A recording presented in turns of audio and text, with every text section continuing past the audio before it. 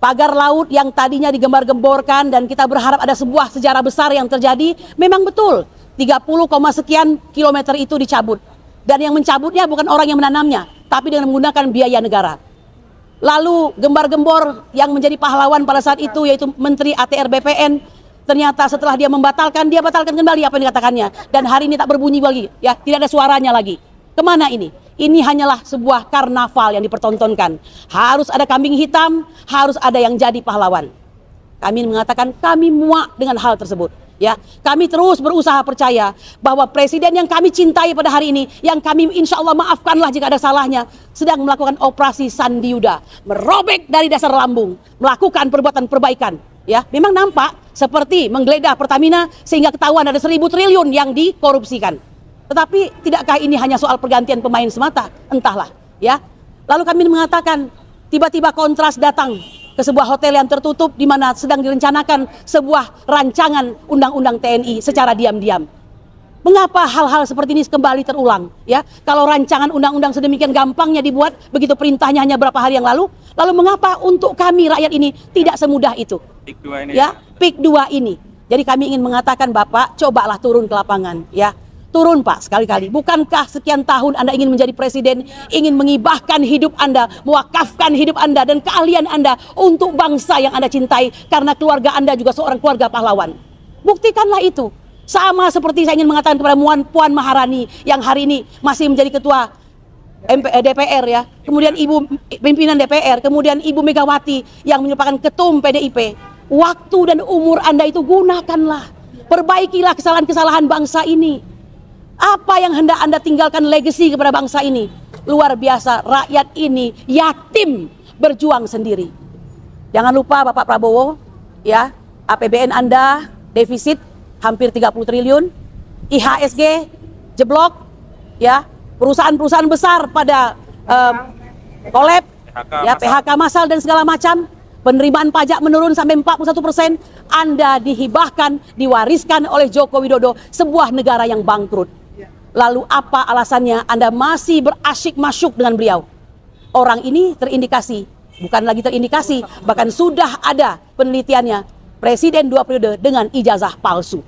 Ya, oleh karena itu saya ingin mengatakan sangat lucu jika Anda terus mempertahankan hubungan yang sangat rapuh ini, ya. Kecuali memang ada kebutuhan serta kepentingan di antara kedua belah pihak. Tapi kami sebagai warga tidak sudi jika hal ini diterus-teruskan. Ya. Seperti kata Mao Zedong, let them busy with the basic need and they will forget about the freedom they lost.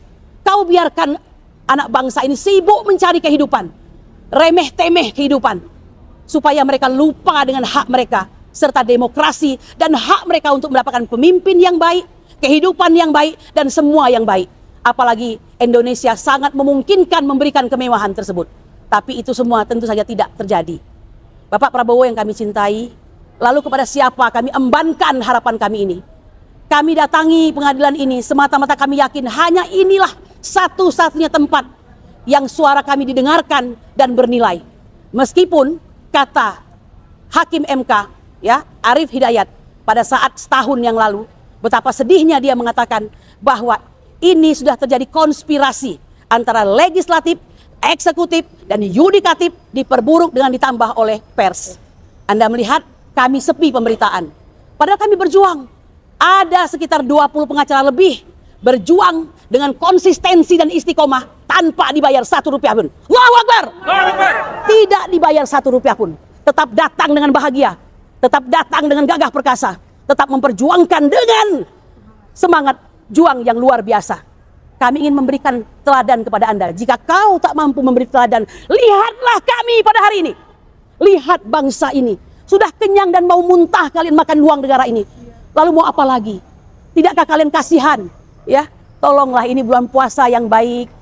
Sengaja pesan cinta ini untuk Bapak Prabowo Subianto.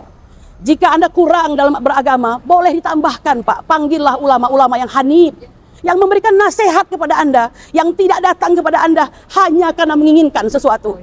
Dengarkanlah, Pak, bisikan-bisikan yang benar, yang baik dari orang-orang yang baik.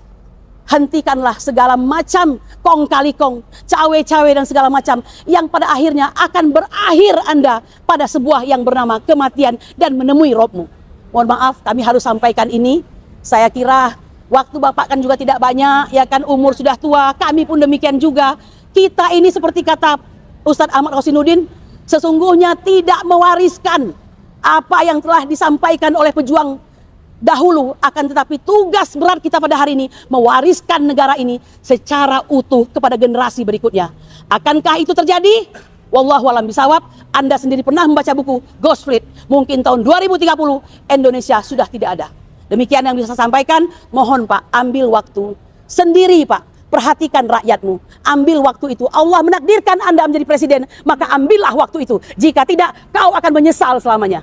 Demikian yang bisa saya sampaikan.